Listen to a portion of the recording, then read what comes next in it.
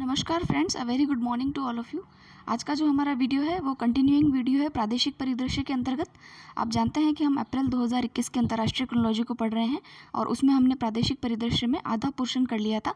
आज हम remaining portion को कवर करेंगे और हो सकेगा तो आज हम पुरस्कार और सम्मान वाला पोर्शन जो है उसको भी कंप्लीट कर लेंगे। तो चलिए आज हम स्टार्ट करते हैं। स्टार्ट करने से पहले कुछ छोटी सी इन्फॉर्मेशन।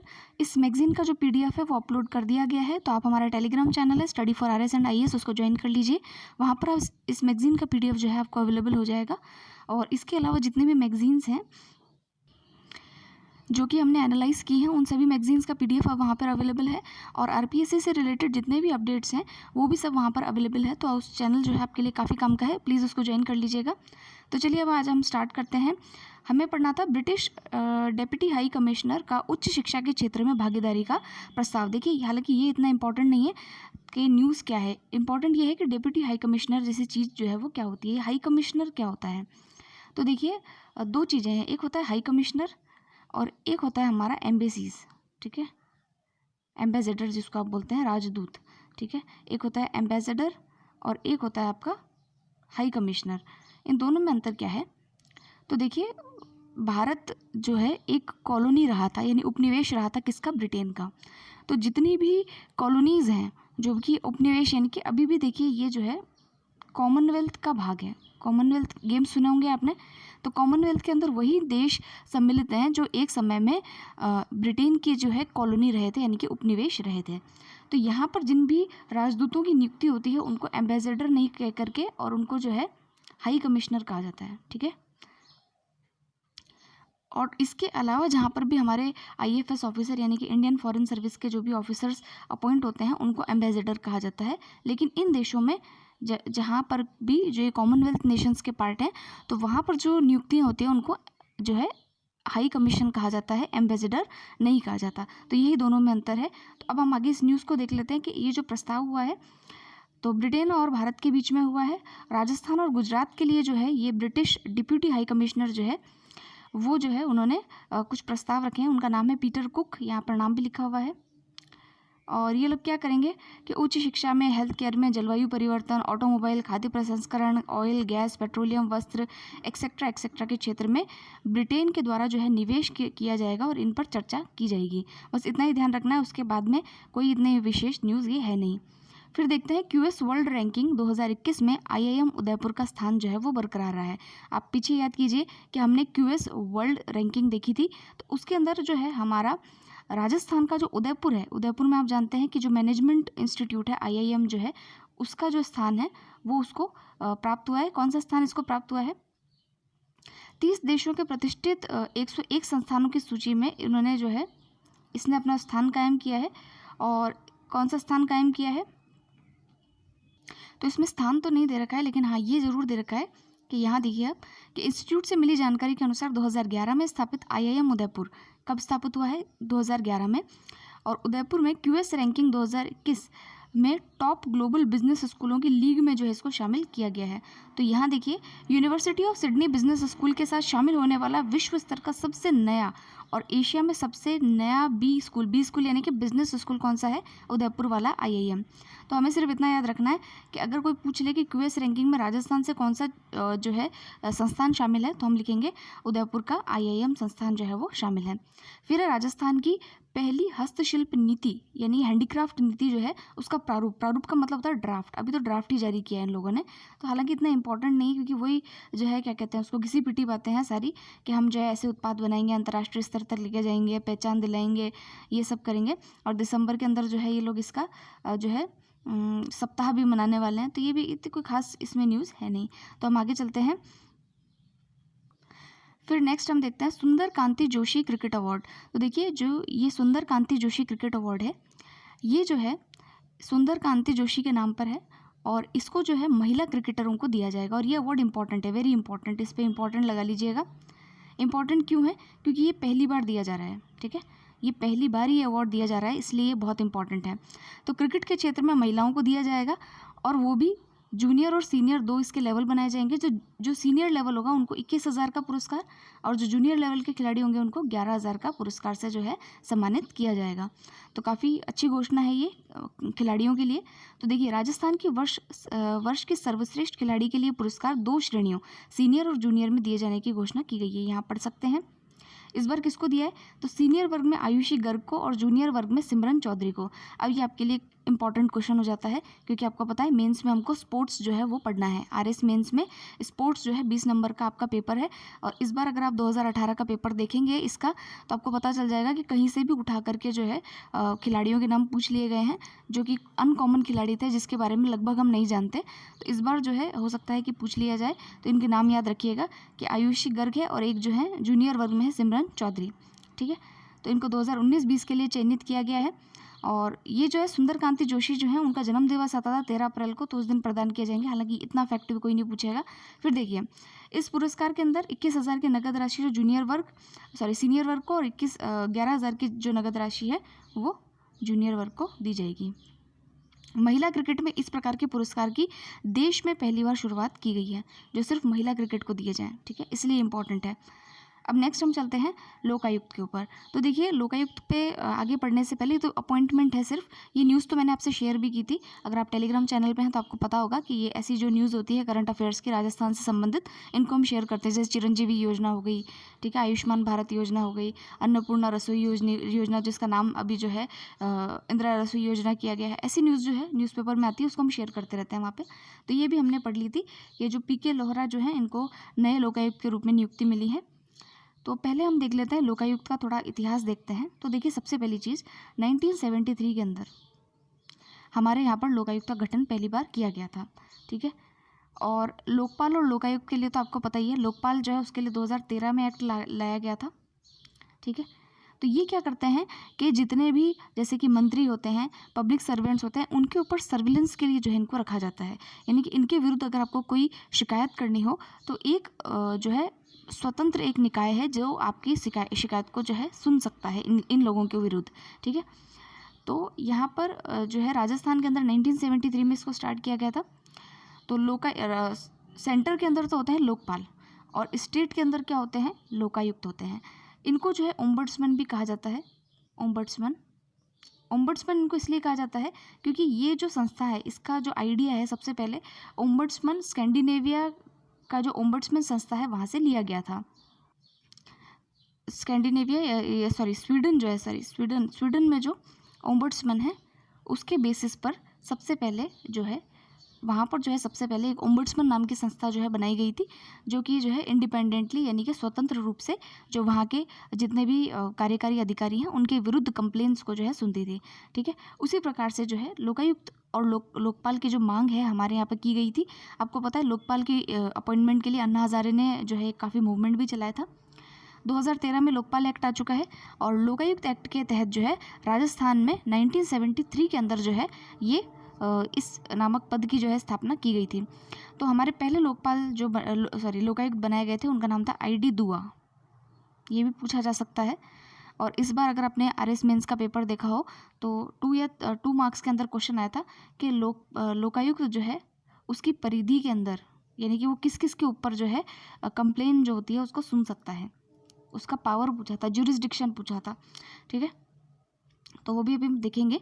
तो पहली चीज़ हम देखते हैं कि देखिए राजस्थान के प्रथम लोकायुक्त जो है न्यायमूर्ति ID दुआ थे और पहले उप लोकायुक्त जो थे पहले और एकमात्र वो थे KPU मेनन। ठीक है, उप लोकायुक्त भी बनाया जा सकता है लेकिन अपने यहाँ पर एक ही उप लोकायुक्त जो है वो बना था। अब देखिए 1973 के बाद में और हाँ 2013 यानी कि 2013 से अब तक जो लास्ट जो लोकायुक्त थे उनका नाम था सज्जन सिंह कोठारी, SS कोठारी। इनका कार्यकाल जो है 2015 के अंदर ही ख़त्म हो रहा था, यानी 5 वर्षीय कार्यकाल में ये थे। लेकिन इनका जो कार्यकाल है उसको बढ़ाया गया, सरकार ने इनका कार्यकाल 8 साल का कर दिया। ठीक है, 8 साल का इनका कार्यकाल जो है वो सरकार के द्वारा कर दिया गया था। तो पहले लोकायुक्त के बारे में आप जान चुके हैं, मैं एक बार फिर से रिवाइज करा देती हूँ। लोकायुक्त नाम की जो संस्था है ये स्वीडन का जो ओम्बड्समैन नाम की संस्था है उससे प्रेरित है। ठीक है, और राजस्थान के अंदर 1973 में एक एक्ट पास करके जो है लोकायुक्त और उप लोकायुक्त एक्ट जो है उसको पास किया गया था, और 1973 के अंदर ही पहली बार लोकायुक्त नामक संस्थान की स्थापना की गई। जो लोकायुक्त बनता है वो जो है जो न्यायमूर्ति होते हैं, रिटायर्ड जो जजेस होते हैं हाई कोर्ट के, उनको जो है लोकायुक्त बनाया जाता है। ठीक है। फिर उसके बाद में इसका जो चयन होता है उसमें गवर्नर होते हैं, चीफ मिनिस्टर होते हैं, और एक आपका लीडर ऑफ अपोजिशन जो होता है, विपक्ष में जो विपक्ष का जो नेता होता है वो उस समिति के अंदर सम्मिलित होते हैं, और वो इनको जो है अपॉइंट करते हैं, तीनों मिलकर के इसको अपॉइंट करते हैं। इनको शपथ कौन दिलाता है? तो राज्यपाल के द्वारा जो है इनको शपथ दिलाई जाती है। इनको निकाला कैसे जा सकता है? इनको अपने पद से हटाया जा सकता है। जो आपको याद होगा कि सुप्रीम कोर्ट या हाई कोर्ट के जजेस को कैसे निकालते हैं? मिसबिहेवियर या इनकैपेसिटी, कदाचार या फिर क्या कहते हैं इनकैपेसिटी को, अनुपयोगिता या फिर ऐसे ही करके कुछ कहते हैं। इनकैपेसिटी जो होती है और जो मिसबिहेवियर यानी कदाचार जो होता है उसके आरोप के अंदर ही इनके ऊपर जो है इम्पीचमेंट टाइप का जो है मोशन चला करके इनको हटाया जा सकता है। फिर देखिए जो लास्ट हमारे जो रहे हैं लोकायुक्त, जिनका नाम है सज्जन सिंह कोठारी, उनका कार्यकाल बढ़ा करके 2018 में सरकार ने 8 वर्ष का कर दिया था। ठीक है, 8 वर्ष का कर दिया था। तो अब तक हमारे यहाँ पर 12 जो हैं लोकायुक्त बन चुके हैं। ये जो PS लोहरा बने हैं, PK लोहरा बने हैं, ये जो है 13वें लोकायुक्त हैं। ठीक है, 13वें लोकायुक्त हैं। अब देखिए इनका जुरिसडिक्शन बताना मैं भूल गई। जुरिसडिक्शन मैं आपको एक बार फिर से बता देती हूँ कि किस किस के ऊपर कार्रवाई कर सकते हैं, क्योंकि यही क्वेश्चन आया था। तो देखिए किसके ऊपर कार्रवाई कर सकते हैं, तो ये भी पहले ये जान लेते हैं किसके ऊपर कार्रवाई नहीं कर सकते। तो देखिए चीफ मिनिस्टर इनके दायरे में नहीं आता, यानी कि मंत्री आते हैं। जी हाँ, मंत्री, सारे सभी मंत्री आते हैं। फिर उसके बाद में जो आपके चीफ जस्टिस ऑफ इंडिया है, हाई कोर्ट के, यहाँ पर जो हमारा हाई कोर्ट होता है, सुप्रीम कोर्ट तो खैर इसकी परिधि में है ही नहीं, हाई कोर्ट जो होता है उसके जितने भी न्यायमूर्ति हैं वो जो है इसकी परिधि में नहीं आते हैं। न्यायाधीश और न्यायमूर्ति दोनों ही परिधि में नहीं आते हैं। न्यायमूर्ति और न्यायाधीश में अंतर होता है ना। न्यायमूर्ति यानी कि जो चीफ जस्टिस होता है, और न्यायाधीश यानी कि जो जजेस होते हैं, वो इसकी परिधि में नहीं है। फिर दूसरा अगर हम देखें तो जितने भी सचिव होते हैं और जो पब्लिक सर्वेंट होते हैं, IAS officer, RS officer, IAS officer, तो वो सब जो है इसकी परिधि के अंदर आते हैं, उनके विरुद्ध शिकायत की जा सकती है। फिर उसके बाद में है कि जो भी उप महापौर और महापौर होते हैं, ठीक है, उनके विरुद्ध भी शिकायत की जा सकती है। फिर होते हैं आपके जो जिले के ऊपर जिला सचिव, ये जिला परिषद के जो होते हैं, जिला प्रमुख वगैरह, उनके खिलाफ भी शिकायत की जा सकती है। और जो है जितने भी राजकीय जो यानी कि स्टेट से फंड होने वाले जितने भी कॉरपोरेशंस होते हैं या फिर जो ऐसी बॉडीज़ होती हैं जो कि इंडस्ट्रियल बॉडीज़ होती हैं, तो उनके खिलाफ भी जो है इनके विरुद्ध एप्लीकेशन दी जा सकती है। तो लोकायुक्त का जो है थोड़ा सा लाभ उठाना ही चाहिए, और कोई भी अगर इस तरीके की हमारे साथ में परेशानी हो तो ऐसी कंप्लेन जो है यहाँ पर दे सकते हैं हम। फिर हम नेक्स्ट चलते हैं, चंबल नदी पर बनेगा राजस्थान का सबसे लंबा पुल। तो देखिए चंबल नदी जो है आपको पता ही है, कुछ न्यूज़ तो जानते ही हम। एक तो बारामसी नदी है, राजस्थान में सबसे लंबी जो है ये नदी बहती है। फिर दूसरी चीज़ ये है कि चंबल नदी जो है वो बीहड़ों के लिए फेमस है। इस पे क्वेश्चन आ चुका है, इसलिए मैं बता रही हूँ। राजस्थान की RS परीक्षा में क्वेश्चन पूछा था, कौन सी नदी पर सबसे अधिक बीहड़ है, तो चंबल नदी पर जो है सबसे अधिक बीहड़ है। आपने सुना होगा कि चंबल के डाकू, ठीक है, तो ये जो बीहड़ होते हैं ना, ये खड्डे होते हैं, गॉर्जेस होते हैं, जिनको कहते हैं गॉर्जेस खाई टाइप के, तो वहाँ पर जो है ये डाकुओं के छुपने की जगह होती है। तो देखिए चंबल जो है बारामसी नदी, हाँ, चंबल नदी के ऊपर जो है कोटा के अंदर जो है कोटा बैराज है, ठीक है, और इसके ऊपर कोटा बैराज है और एक जवाहर सागर डैम है, ठीक है, ये भी ध्यान रखना है। हालांकि अगर पूछ ले कि राजस्थान में, केवल राजस्थान में बहने वाली सबसे लंबी नदी कौन सी है, तो वो बनास नदी है, ठीक है। अब देखिए चंबल का जो रूट है, तो ये हमारा राजस्थान है, नीचे अगर आप देखेंगे तो ये यहाँ से जो है यूँ निकल करके और यूँ बह करके जाती है और आगे जा कर के यमुना नदी में मिल जाती है। यानी कि ये किसकी सहायक नदी है, तो यमुना नदी की सहायक नदी है। अब देखिए यमुना नदी की सहायक बारामसी चंबल नदी पर अब राजस्थान का सबसे लंबा पुल जो है वो बनाया जाएगा। ये जो पुल है, अब देखिए ये जो पुल है ये कोटा के अंदर झरेल के बालाजी के पास एक जगह है, वहाँ पर जो है बनाया जाएगा। इससे पहले जो पुल था वो भी यहीं पर ही था, यानी कि इससे पहले जो सबसे लंबा पुल था जिसका नाम था गैता मखीदा पुल, ये भी जो है कोटा के अंदर ही था, और ये अभी जो बन रहा है ये भी कोटा के अंदर ही है। इसकी ऊंचाई जो है लगभग 1562 मीटर और इसकी 1800 मीटर, यानी कि काफ़ी लंबा जो है वो पुल बन चुका है।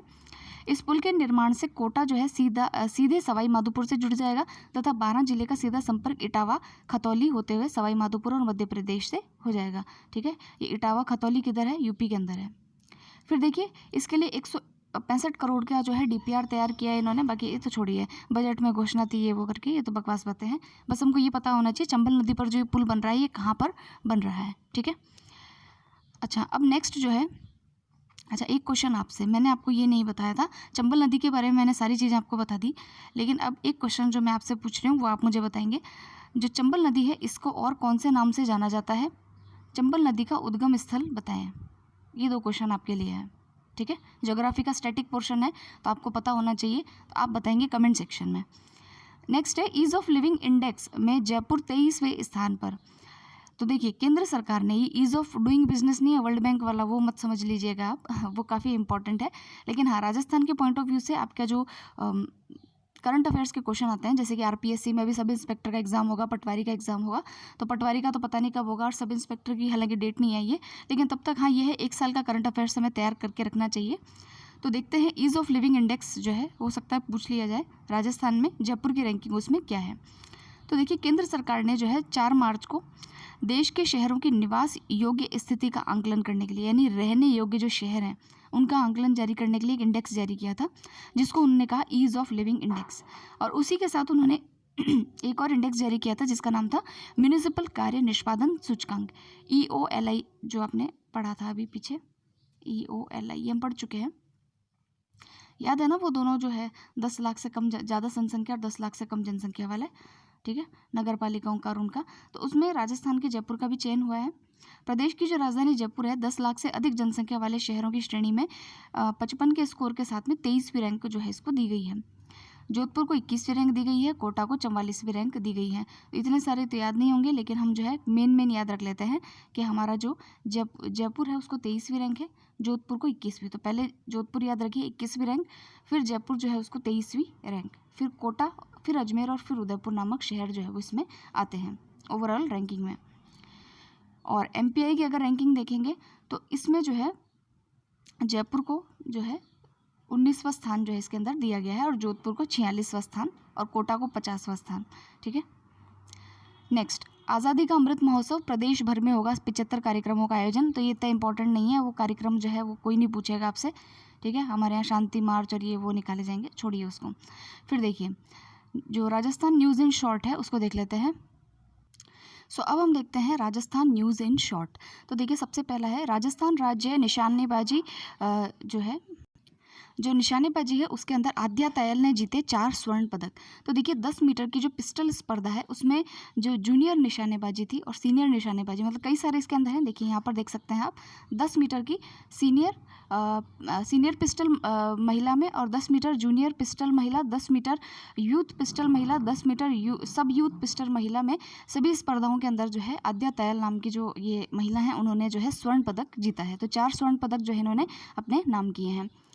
उसके अलावा एक व्यक्ति और हैं जिनका नाम है मोहित सिंह, उन्होंने जो है 3 स्वर्ण पदक जीते हैं। तो अगर क्वेश्चन आ जाए कि राजस्थान के क्या नाम है इनका, आद्या तायल, इनका संबंध जो है किस खेल से है, तो आप बता सकते हैं इनका खेल निशानेबाजी से है। ठीक है, और अगर मेंस में क्वेश्चन आ जाए कि आद्या तायल के ऊपर 20 शब्द लिखिए, तो आपको पता चल जाएगा कि ये जो है एक तो निशानेबाजी से संबंधित है, राज्य की निशानेबाजी में इन्होंने 4 स्वर्ण पदक जो है वो जीते हैं, कौन से में, 10 मीटर जो है पिस्टल प्रतिस्पर्धा में।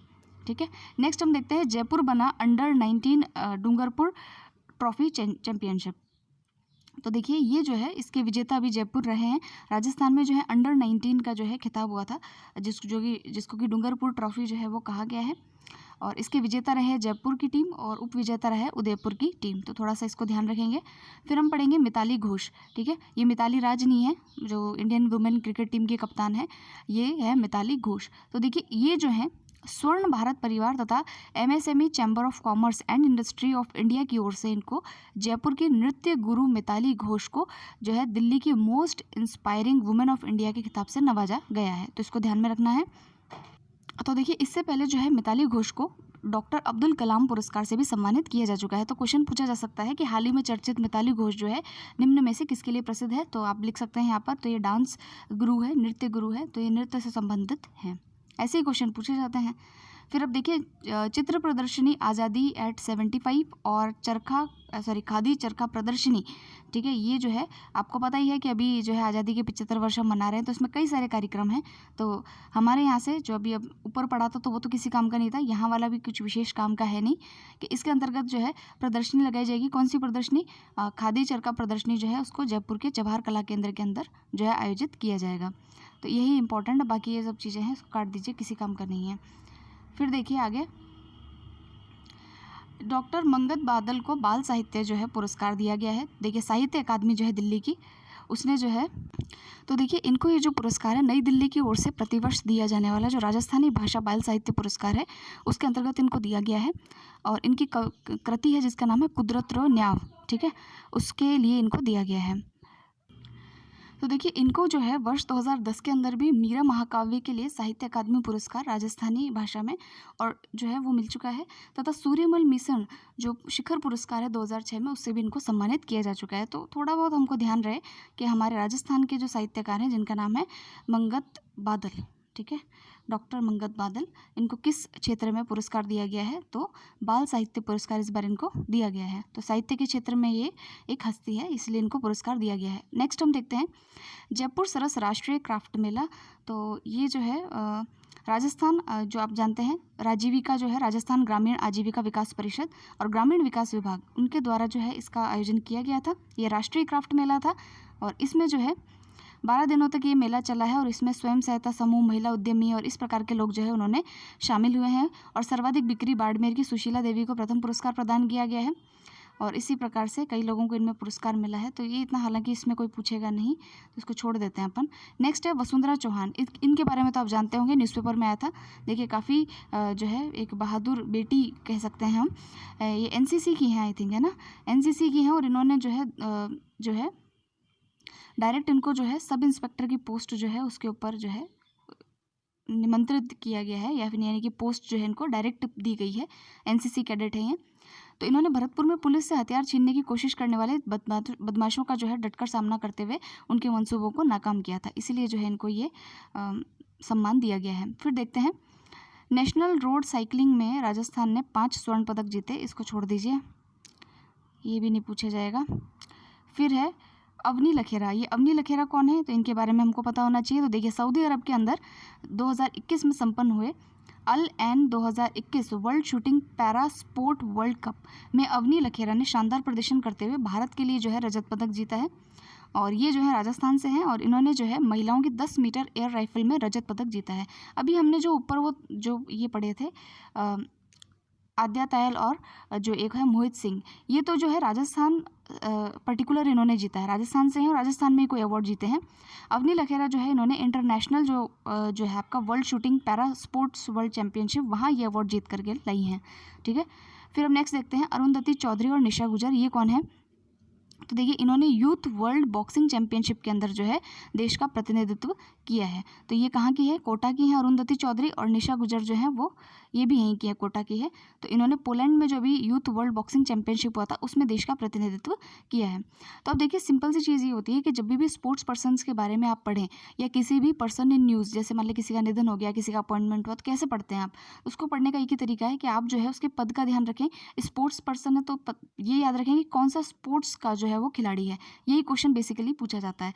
लेकिन जब आप बैडमिंटन, क्रिकेट या इस तरीके की चीज़ें जो है पढ़ते हैं तो वहाँ पर जो है वो लोग जो है काफ़ी थोड़ा सा डीप में जा करके पूछते हैं कि उपविजेता कौन रहा था, विजेता कौन रहा था, या इस खिलाड़ी का फालतू का सा नाम दे देंगे एक और पूछेंगे इसका खिलाड़ी का संबंध कौन से खेल से है। तो वहाँ थोड़ी सी दिक्कत होती है, लेकिन राजस्थान के तो है ज़्यादा कोई खिलाड़ी हैं भी नहीं, उनको याद करना थोड़ा आसान रहेगा। फिर हम नेक्स्ट देखते हैं, नेक्स्ट न्यूज़ क्या है। फिर है अरुंधति चौधरी पूर्व में अंतर्राष्ट्रीय प्रतियोगिता में पदक प्राप्त कर कोटा व देश का नाम रोशन कर चुकी हैं, जबकि निशा गुर्जर का चयन पहली बार किसी अंतर्राष्ट्रीय प्रतियोगिता के लिए जो वो किया गया है। फिर देखते हैं राज्य स्तरीय इंदिरा महिला शक्ति प्रोत्साहन एवं सम्मान। हालांकि ऐसा जो देखिए प्रश्न जो है कम पूछने की संभावना है, फिर भी एक बार पढ़ लेते हैं हम कि देखिए इंदिरा महिला शक्ति प्रोत्साहन और सम्मान जो है ये हमारे राज्य सरकार का महिला एवं बाल विकास के द्वारा जो है वो दिया जाता है। तो इसमें जो है उत्कृष्ट कार्यों के लिए महिलाओं के द्वारा कोई उत्कृष्ट कार्य या विभिन्न क्षेत्रों के अंदर कोई कीर्तिमान उन्होंने स्थापित किया हो तो उन्हीं महिलाओं को ये पुरस्कार दिया जाता है। तो अभी जो है जवाहर कला केंद्र जो जयपुर में है वहाँ पर राष्ट्रीय अमृत हाट बाजार लगा था, तो उसके अंदर जो है ये पुरस्कार दिया गया है जोधपुर की आशा बोथरा को। प्रथम पुरस्कार के तहत उनको 51,000 रुपये मिले हैं और दूसरा अवार्ड जो मिला है कोटा की हेमलता गांधी को, और तीसरा जो है वो है कृति भारती, ये भी जोधपुर की हैं, उनको ये पुरस्कार जो है इनसे नवाजा गया है। महिला दिवस पर ये पुरस्कार दिया गया है। उत्कृष्ट कार्यों में 40 महिलाओं को ये पुरस्कार दिया है, तो इसको बस इतना ही थोड़ा सा ध्यान रखने योग्य है, बाकी मुझे नहीं लगता कि इस पर कोई क्वेश्चन आएगा। नेक्स्ट देखते हैं डॉक्टर प्रियंका शर्मा, ये कौन है? तो देखिए जयपुर की हैं और इनको जो है अमेरिकी वैज्ञानिक डॉक्टर प्रियंका शर्मा का चयन जो है Prince Sultan bin Abdul Aziz International Prize for Water 2020-21 के लिए किया गया है। ठीक है, तो वाटर क्रिएटिविटी की श्रेणी में जो है इनका चयन हुआ है। तो ये पुरस्कार हासिल करने वाली ये भारतीय मूल की पहली वैज्ञानिक है। तो सबसे इंपॉर्टेंट बात वैज्ञानिक में, और वो भी महिला वैज्ञानिक का नाम तो वैसे ही कम सुनने में आता है, तो नाम ध्यान में रहेगा प्रियंका शर्मा।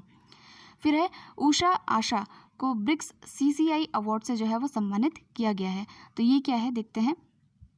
तो देखिए ये जो है अभी जयपुर में एक कार्यक्रम आयोजित हुआ था। ब्रिक्स आप जानते हैं, ब्रिक्स के जो देश हैं, फिर भी एक बार बता ही देते हैं। ब्रिक्स आप जानते हैं BRICS, ब्राज़ील, रशिया, इंडिया और चाइना, इन देशों का ये संगठन है। तो इनकी तरफ से CCI वुमेन फॉर आत्मनिर्भर भारत सम्मेलन जो है एक तरीके से ये अवार्ड जो है आयोजित किया गया था। इसके अंदर सुलभ इंटरनेशनल सोशल सर्विस ऑर्गेनाइजेशन की जो अध्यक्ष हैं जिनका नाम है उषा चौमार, और मधुबनी पेंटिंग्स की जो आर्टिस्ट हैं उनका नाम है श्रीमती आशा झा, इनको जो है ये पुरस्कार वुमेन एम्पावरमेंट के क्षेत्र में जो है वो दिया गया है। थोड़ा सा नाम ध्यान रहेगा तो ठीक है, हो सकता है पूछ ले, एग्जामिनर का दिमाग फिरता है तो वो कुछ भी पूछ लेता है। फिर हम नेक्स्ट देखते हैं दादू मेला। दादू जी के बारे में तो आप जानते हैं, दादू दयाल जी। तो आप इनके गुरु कौन थे दादू दयाल जी के, ये आप कमेंट सेक्शन में बताएंगे। तो देखिए दादू संप्रदाय की जो प्रमुख जो पीठ है, आचार्य पीठ, जो कि कहाँ पर है, नरैना, जयपुर के अंदर है। ठीक है, तो वहाँ पर जो है दादू दयाल जी का जो है वार्षिक मेला लगता है, जो कि 18 मार्च से यहाँ पर लगने वाला है। ये 8 दिवसीय मेला होता है और यह मेला जो है फाल्गुन शुक्ल पंचमी से एकादशी तक भरता है। तो ऐसे जो प्रमुख मेले होते हैं उनका नाम ध्यान रखिएगा, क्वेश्चन पूछ लेते हैं। जैसे तेजाजी मेले पर क्वेश्चन RS के अंदर पूछा हुआ है। फिर देखते हैं जी जगसीर सिंह जो है वो कौन है। तो ये जो है ट्यूनीशिया में वर्ल्ड पैरा ग्रैंड पी में प्री के अंदर इन्होंने जो है रजत पदक जो है वो जीता है। ये हनुमानगढ़ के हैं और इन्होंने जो है 47 लॉन्ग जंप इवेंट में जो है सफलता प्राप्त की है। तो इनका नाम अगर पूछ ले तो आप बता सकते हैं कि लॉन्ग जंप से संबंधित हैं। ठीक है, फिर नेक्स्ट हमारे लिए है देखिए राजस्थान शुभ शक्ति योजना, ये इंपॉर्टेंट है, इसको याद रखना है।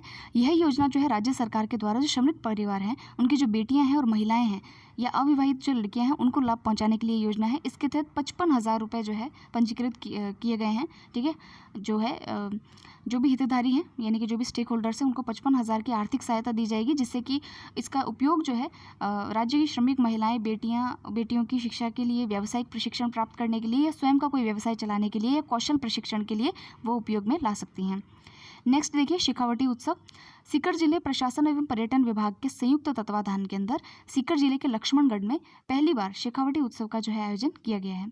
ठीक है, तो पहली बार ये आयोजन हुआ है शेखावटी उत्सव का। शेखावटी के अंदर कौन से 3 जिले आते हैं वो आप हमें कमेंट सेक्शन में बताएंगे कि शेखावटी के अंदर राजस्थान के कौन से 3 जिले जो हैं वो सम्मिलित किए जाते हैं। ठीक है, अब देखिए इस अवसर पर जो है डोटासरा, जो कौन है हमारे गोविंद डोटासरा, वो जो है महिला एवं बाल विकास शिक्षा मंत्री हैं, और महिला एवं बाल विकास जो है राज्य मंत्री हैं जिनका नाम है श्रीमती ममता भूपेश। इन्होंने जो है इसका जो है शुभारंभ किया है। किसने किया है, हालांकि इतना इंपॉर्टेंट नहीं है, उन्होंने कहा क्या। तो देखिए वो कह रहे हैं कि पर्यटन विभाग द्वारा लक्ष्मणगढ़, फतेहपुर, मंडावा, नवलगढ़ पर्यटन स्थलों पर प्रतिवर्ष शेखावटी उत्सव का जो है आयोजन किया जाएगा। देखिए शेखावटी उत्सव या इस प्रकार के जो उत्सव हम मनाते हैं, जैसे हम राजस्थान दिवस ही मनाते हैं, तो ये दिवस उत्सव मनाने का क्या कारण है। देखिए एक कारण तो ये तो है ही कि हम स्मृतियों में मनाते हैं, वो चीज़ तो है ही, लेकिन ये जब चीज़ें बनती हैं तो इससे जो है अंतर्राज्यीय पर्यटन जो होता है उसको भी बढ़ावा मिलता है। ठीक है, और जो है इसके अंदर जो क्रिएटिविटीज़ होती हैं उसमें कलाकारों का जो प्रदर्शन होता है उनसे जो है जो भी हमारी राजकीय कलाएँ होती हैं उनको संरक्षण मिलता है। तो ये एक थोड़ा ओवरव्यू अगर हम देखें तो इनका आयोजन करने का ये प्रमुख जो होता है मकसद होता है। तो इसीलिए देखिए लक्ष्मणगढ़ में पहली बार शेखावटी उत्सव का आयोजन किया गया है। अब आपसे पूछ लेंगे कि शेखावटी उत्सव का आयोजन जो है वो कहाँ पर किया गया। ठीक है, फिर नेक्स्ट देखते हैं, खनिज तेल से 2 वर्ष में राजस्थान को जो है इतने करोड़ का राजस्व प्राप्त हुआ है। ठीक है, तो आप जानते हैं खनिज तेल हमारे बाड़मेर के अंदर कई सारे जो हैं खनिज तेलों के संसाधन मिले हैं और वहाँ पर रिफाइनरी भी लगी है, तो वहाँ से जो है अब आप देख सकते हैं कि इतने करोड़ का राजस्व जो है वो प्राप्त हुआ है। प्रदेश में एल्यूमिनियम यानी बॉक्साइट के भंडार 12 व उदयपुर जिले में तथा लेड जिंक के भंडार उदयपुर, राजसमंद, भीलवाड़ा, अजमेर, सिरोही, सवाई माधोपुर, चित्तौड़गढ़ में मिले हैं। तो इतनी कोई इंपॉर्टेंट न्यूज़ नहीं है, लेकिन हाँ थोड़ा सा ओवरव्यू आपको पता होना चाहिए कि हमारी इससे आय भी कई अधिक है। फिर जो है ये इतना इम्पोर्टेंट नहीं है, आरवीए राज्य में, हाँ देख लेते हैं इसको। जोगेश्वर गर्ग जो है भारतीय जनता पार्टी ने जालोर से जो विधायक रहे हैं, इनको विधानसभा में भाजपा दल का जो है सचेतक जो है उसको नियुक्त किया है। ठीक है, सर्विलेंस करने वाला जो होता है उसको नियुक्त किया गया है। और नेक्स्ट है सुमन स्वामी, ये कौन है? अंतर्राष्ट्रीय महिला दिवस के अवसर पर जो है कुलपति मेडल प्राप्त करने वाली जो है ये महिला हैं और इनको जो है महाराजा गंगा सिंह विश्वविद्यालय जो है उसकी मानद उपाधि मानद कुलपति जो है उनको 8 मार्च 2021 को बनाया गया है। राजस्थान में ऐसा पहली बार हुआ है कि किसी टॉपर छात्र को एक दिन के लिए मानद वीसी यानी वाइस चांसलर बनाया गया हो। तो ये जो है इनको सुमन स्वामी का अगर नाम आप पढ़ें तो आपको ध्यान होना चाहिए कि इनको एक दिन के लिए जो है वाइस चांसलर बनाया गया था उदयपुर में। ठीक है, नेक्स्ट जो है वो है स्वाति सिंह चौहान। तो ये कौन है? तो देखिए ये जो है नागौर जिले की हैं और पहली लाइन ट्रेनिंग कैप्टन जो है ये बनी है। विमान और एयरबेस उड़ाने वाली जो हैं उड़ाने वाले जो लोग हैं उनको ये पायलट और कमांडर की ट्रेनिंग देती हैं।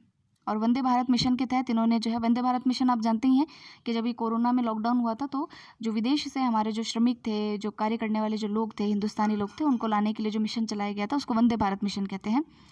नेक्स्ट देखते हैं जो कुलदीप कुमार शर्मा है उनको बार काउंसिल ऑफ राजस्थान का जो है नया चेयरमैन नियुक्त किया गया है, हालांकि ये तो कोई पूछता नहीं है। नेक्स्ट देखते हैं डेयरी क्षेत्र में स्थापित होगा सेंटर ऑफ एक्सीलेंस। तो डेनमार्क के सहयोग से स्थापित किए जाने वाले इस सेंटर ऑफ एक्सीलेंस को डेयरी विज्ञान और तकनीकी के क्षेत्र में डेनमार्क की विशेषज्ञता का जो है वो लाभ मिलेगा। ठीक है, फिर हम चलते हैं नेक्स्ट। बच्चों के अधिकारों के लिए नेहरू बाल संरक्षण पुरस्कार दिए जाने की जो है वो घोषणा की गई है। तो देखिए प्रदेश में जो बालक बालिकाएं हैं जो हैं उनके अधिकारों के लिए काम करने और उनके संरक्षण को बढ़ावा देने के उद्देश्य से इस क्षेत्र से जुड़े लोगों को प्रोत्साहित करने के लिए राजस्थान में नेहरू बाल संरक्षण पुरस्कार जो है अब से दिए जाएंगे। ठीक है, तो काफ़ी इंपॉर्टेंट है, इसके लिए दिशा निर्देश और गाइडलाइंस जो है वो जारी कर दी गई है। फिर हम देखते हैं कि जो है उल्लेखनीय है कि प्रधानमंत्री ने प्रदेश में सभी बच्चों को बेहतर शिक्षा और स्वास्थ्य सुविधाएं उपलब्ध कराने तथा उनके अधिकारों के संरक्षण के उद्देश्य से बजट के अंदर 100 करोड़ की राशि से देश के प्रथम प्रधानमंत्री के नाम पर नेहरू बाल संरक्षण कोष के गठन की जो है वो घोषणा की थी। तो ये इंपॉर्टेंट लाइन है, इसको याद कर लीजिएगा। ठीक है, आपसे क्वेश्चन पूछेगा कि नेहरू बाल संरक्षण कोष के विषय में निम्नलिखित में से कौन से कथन सत्य हैं। तो पहला लिख देगा कि भाई 10 करोड़ के बजट से पहली बार जो है राजस्थान 10 करोड़ का इसके लिए बजट आवंटित किया गया है। बजट 2019 के अंदर इसकी जो है घोषणा की गई थी और इसके तहत इस व्यक्ति को जो है पुरस्कार दिया गया है। तो अब आपको छांटना होगा, पहला सही, दूसरा सही, तीसरा सही, सारे गलत। तो इस प्रकार के ऑप्शन बना के आपसे सवाल पूछे जा सकते हैं। अच्छा, एक मेरे को यहाँ पर एक क्वेश्चन याद आ रहा है कि जो बच्चों के जो अधिकार हैं, ठीक है, बाल संरक्षण जो है उसके लिए एक व्यक्ति है हमारे इंडिया के, उनको जो है पीस प्राइज़ मिला है, नोबेल शांति पुरस्कार जो है उससे सम्मानित किया गया है। उनका नाम क्या है? तो देखिए उनका नाम है कैलाश सत्यार्थी और उन्होंने एक आंदोलन चलाया था जिसका नाम था बचपन बचाओ आंदोलन। बचपन बचाओ आंदोलन, ठीक है, बचपन बचाओ आंदोलन। और इसी आंदोलन के लिए उनको मलाला यूसुफजई के साथ में जो है संयुक्त रूप से नोबेल शांति पुरस्कार जो है वो उससे सम्मानित किया गया था। तो ये हमको ध्यान में रखना है। फिर है आथुन इनिशिएटिव को मिला प्रतिष्ठित सिल्वर अवार्ड। तो देखिए ये जो है outlook India responsible tourism award के तहत जयपुर का जो एक इनिशिएटिव है आथुन को, उसको जो है सिल्वर अवार्ड जो है मिला है। कोविड काल में प्रदेश के लोक कलाकारों को मंच उपलब्ध करवाने और उन्हें आर्थिक संबल प्रदान करने के लिए ये जो आथुन इनिशिएटिव है इसको जो है इनिशिएटिव को उड़ीसा में 24 फरवरी को आयोजित हुआ था और इस सम्मान में आउटलुक के बेस्ट इंटरनेटिव लाइवलीहुड इनिशिएटिव कैटेगरी में जो है इसको सिल्वर अवार्ड की कैटेगरी में शामिल किया गया है। ठीक है, तो आथुन अवार्ड क्या है? तो ये जो है कोविड के काल के अंदर जो लोक कलाकार हैं इनकी तो वैसे भी जो है आमदनी छिन गई थी, तो इनके लिए जो संबल प्रदान करने के लिए जो प्रोग्राम स्टार्ट किया था उसका नाम था आथुन। फिर हम देखते हैं डॉक्टर अरविंद माथुर। तो ये कौन है? सुविख्यात वन्य जीव विशेषज्ञ हैं और इनका पुनर्वास जो जानवर होते हैं, जंगली तेंदुए होते हैं, उनका पुनर्वास यानी रिहेबिलिटेशन कराने के लिए उनको सफलता पाई है, इसलिए इनको इंडिया बुक ऑफ रिकॉर्ड के अंदर जो है उपाधि भी दी गई है। और वन्य विश्व वन्य जीव दिवस पर 3 मार्च को इनको जो है इस उपाधि से नवाजा गया है। ठीक है, ये सॉरी उपाधि क्या, उपलब्धि से जो है नवाजा गया है। फिर जो है नेक्स्ट जयपुर लिटरेचर फेस्टिवल, ये तो आप जानते हैं फरवरी के अंदर इसका आयोजन होता है, जयपुर के अंदर होता है। विश्व भर के जो साहित्यकार हैं वो इसमें सम्मिलित होते हैं। आपको भी मौका मिले तो ज़रूर से जाइएगा। अब टाइम हो चुका है 34 मिनट्स। अब यहाँ ऐसे कोई क्वेश्चन इसके अंदर पूछा नहीं गया है, तो हम कल के वीडियो में अब मिलते हैं आपसे, तो उसमें हम जो है पुरस्कार सम्मान करेंगे। और हाँ, जो मार्च वाले पुरस्कार सम्मान हमारे रहे हुए हैं उनको हम इसी के अंदर कंबाइन करेंगे। तो मिलते हैं कल। Thank you very much, all the best to all.